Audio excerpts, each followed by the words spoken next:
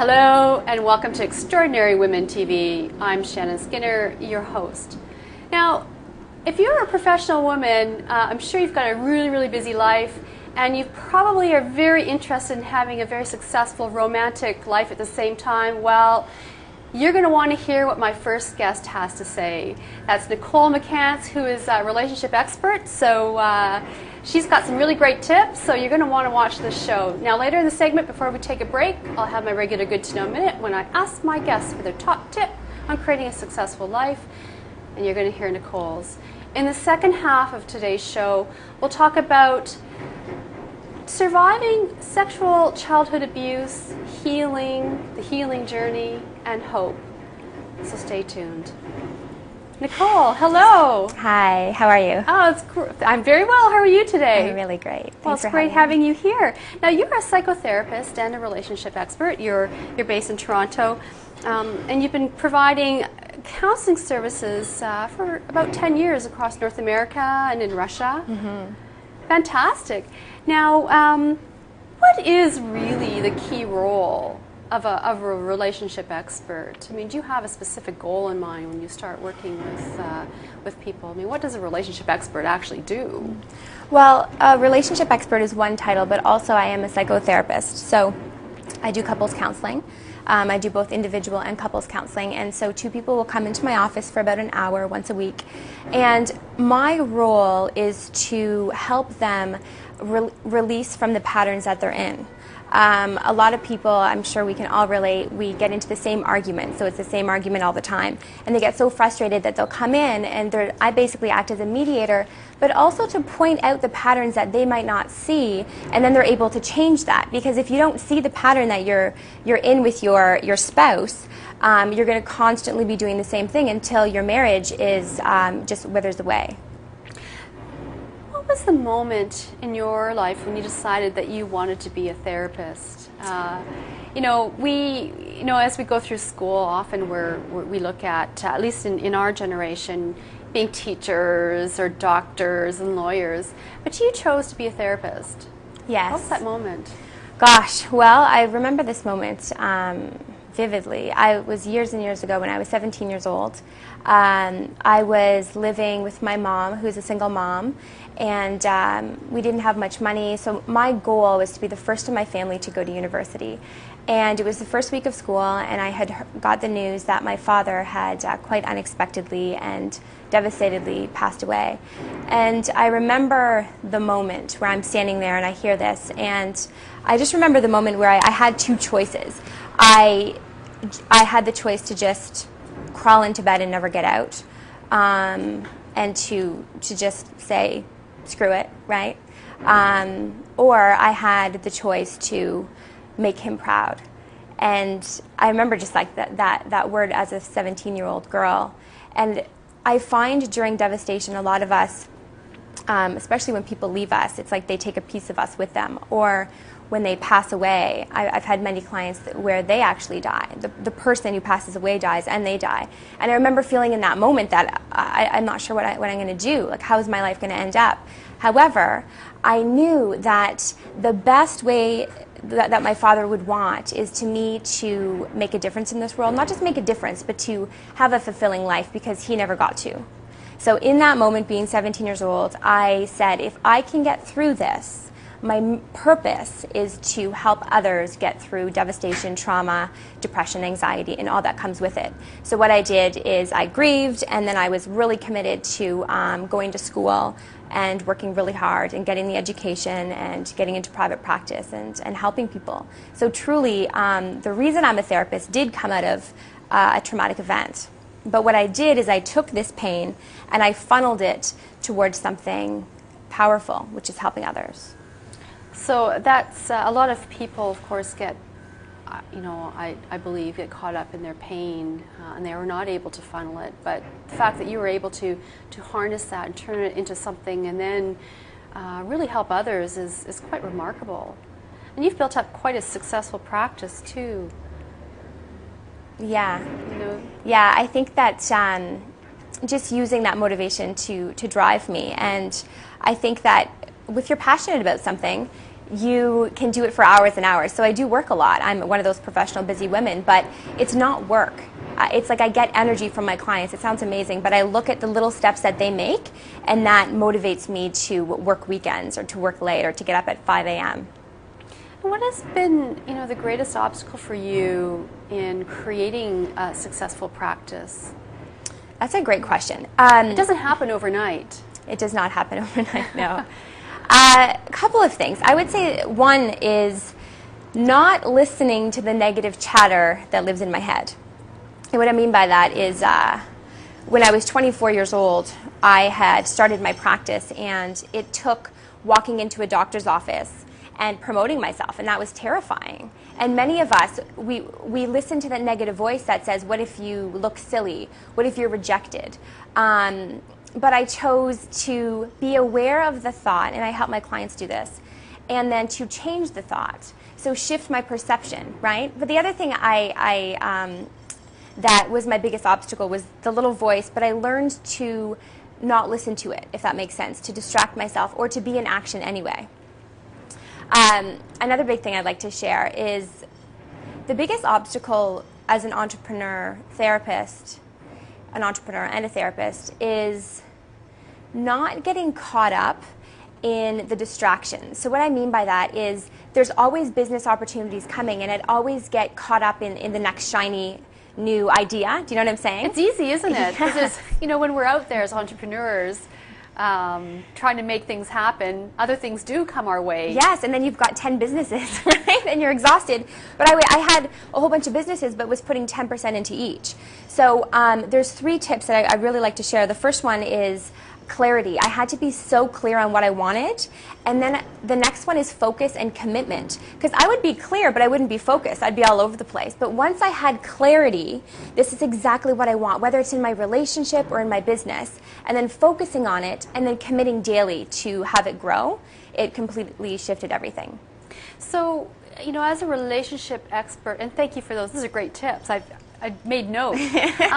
Now, as a relationship expert, what is your end goal then with when you work with couples? Is it at the end they'll have a happy relationship, or is it mutual? Is it understanding? Is it better communication? If you had one goal at the end of the day, what is it?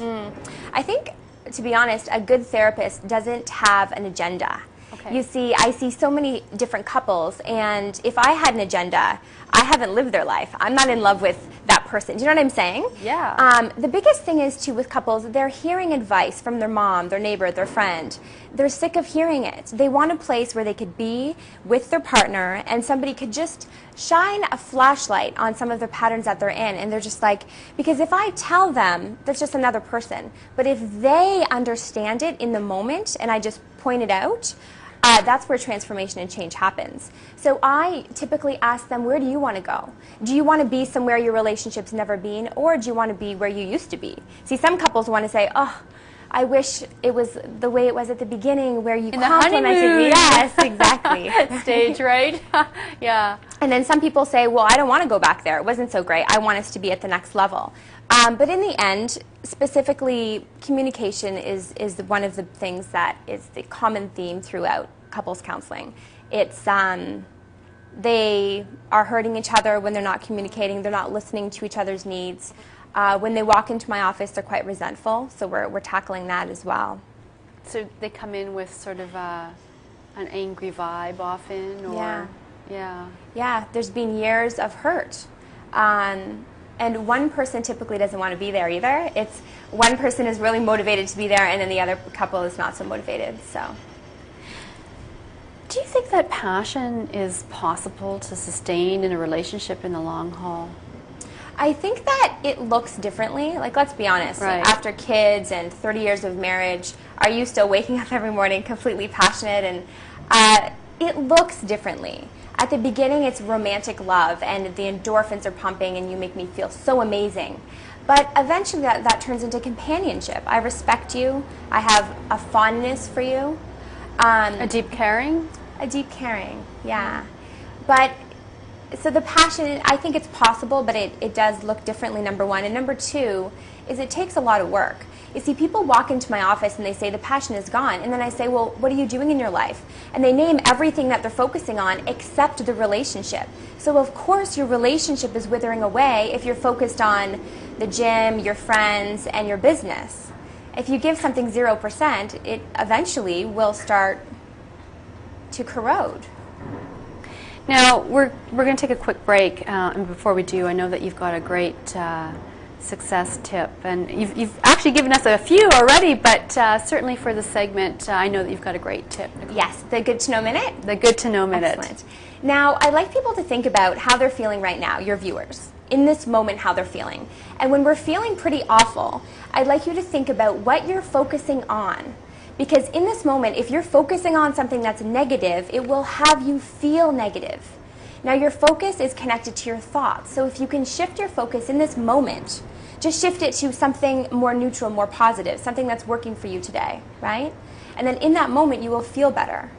My clients who are depressed, they focus on things that aren't working, things that are stressful, things that are out of their control. So shifting your focus will lead to an increase in your happiness in the moment. Like a slight increase, but a slight increase is an increase. Well, thank you so much, Nicole. We're going to take a quick break, and when we come back, more with Nicole McCance, relationship expert. So stay tuned.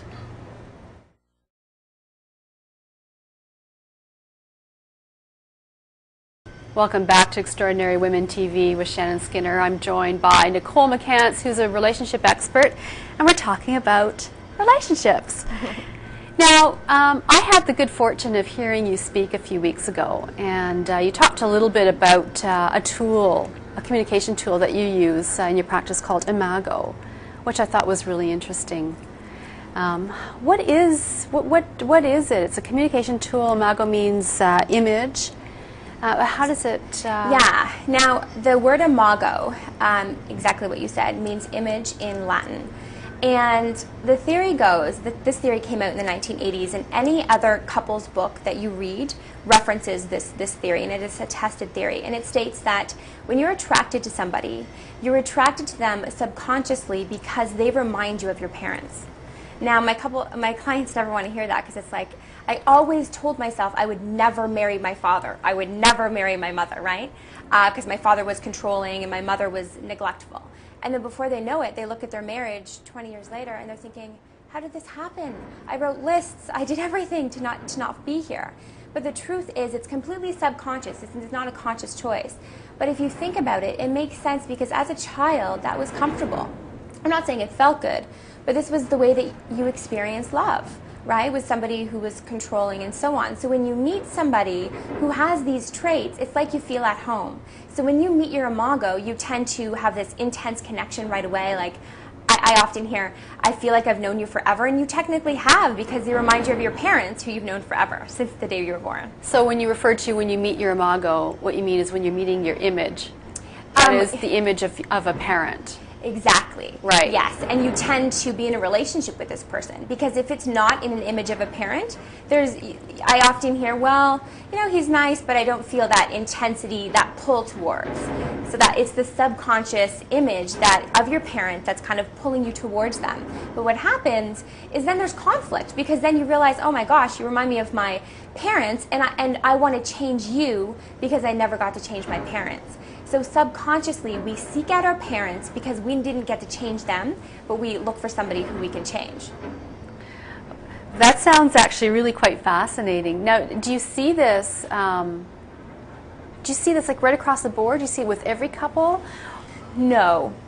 It's a varying degree. There's some people that are intent. Like what I'll do often in a session is I'll say, write down all of the traits of your parents that were really painful for you in childhood, and they will. Then I'll say, flip the page and write down all of the traits that drive you crazy about your spouse or your partner.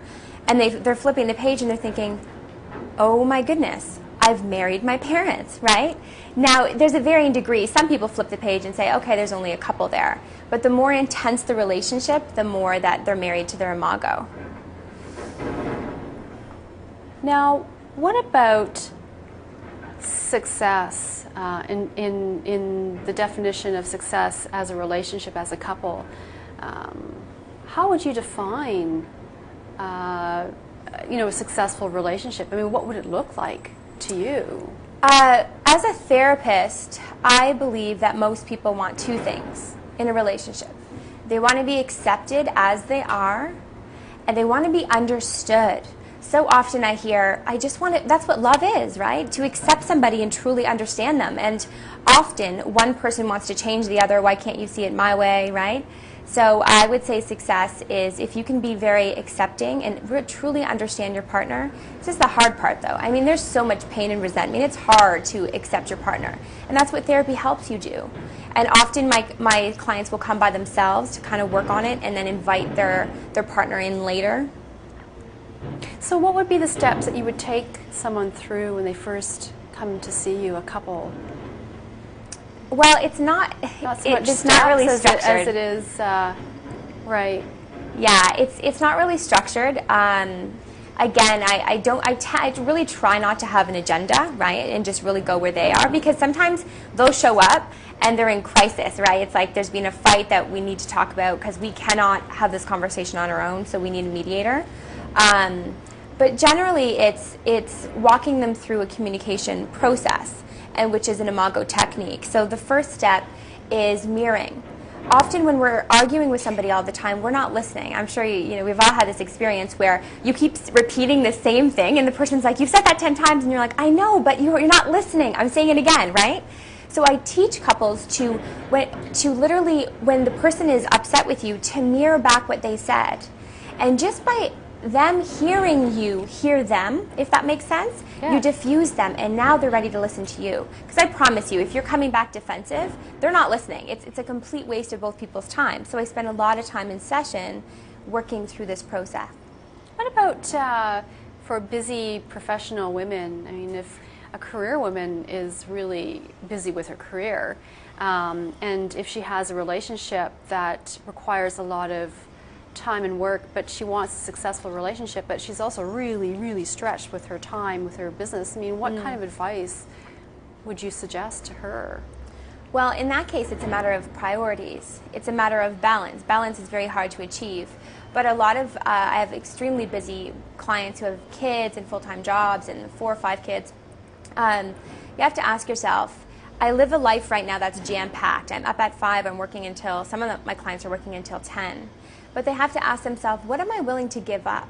Because in order to focus more attention on my relationship, I have to give up something. Something's got to give. Something has to give. Right. And often, when I say this to my clients, they realize, I don't know if I'm willing to sacrifice what I have right now. And then at least it's a conscious choice. Okay, I'm consciously willing not to work on my relationship for the next 6 months. But at least every morning when I wake up and I turn to the person in my bed and we're having conflict, at least I know that it's a conscious choice. And you can say that. I'll work on this in 6 months because I can't sacrifice right now.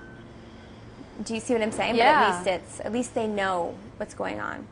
So really the key is awareness then. Yes, the key is awareness. But some of us are so busy that it's hard to get the awareness. I had one client the other day tell me, "Nicole, I don't have time to get a divorce. I literally don't have time. I'm so swamped. There's no time. I'm out with the kids. I don't have time to deal with the conflict that we're having. I'd rather stay in this relationship. I'm used to the arguments. It's become like a comfort zone. It's predictable, right? But I'm unhappy." So it's making the time to change your patterns, making the time to have the awareness. But it means sacrificing something. It means saying no, right? So, there I would imagine, being in as a couple, married couple, maybe the marriage is falling apart. There's a lot of noise at home. Maybe there's kids, busy careers, and there's a lot of, it's a stormy environment. Well, it may not be necessarily easy to be able to change your thoughts, or even to know that what your thoughts actually are. For some people, not easy. Right in the moment, right in that time. Yeah. Let me tell you, it's the hardest thing to be aware of what you're thinking, particularly if you're living with somebody who's constantly triggering you. Because, of course, our partners, they know the buttons to push, right? They can hurt us the most. So, again, it's creating that downtime before bed is great. I tell my clients, spend 20 minutes before bed, if you can, even if you're just laying there, breathing and reflecting on your triggers, reflecting on what it is, that inner voice when you're in your relationship, and how you can shift that. But it takes a lot of practice, and it takes work with a therapist, because most of my clients have been having the same thoughts their whole life. It's like 35, 40 years of the same thoughts. So it does take work, but it is possible. So it becomes really an old habit. It becomes an old habit. Right. Yes. A series of old habits, and then that's your marriage. Right? So now, Nicole, for people who want to find out more information about you, your services, how can they find you? They can go to my website, which is myname.com, so NicoleMcCance.com. I also have a Facebook page, Nicole McCance Psychology, with videos and tips, and we can stay in touch that way. Well, thanks so much for being on the show. The time has really whizzed by this morning. I really appreciate your time. Thank you and good so luck. much. Thank you. Take care. Well, we're going to take a quick break, and when we come back, I'll be joined by Ellen Campbell, who is the founder, president, and CEO of the Canadian Centre for Abuse Awareness. So stay tuned.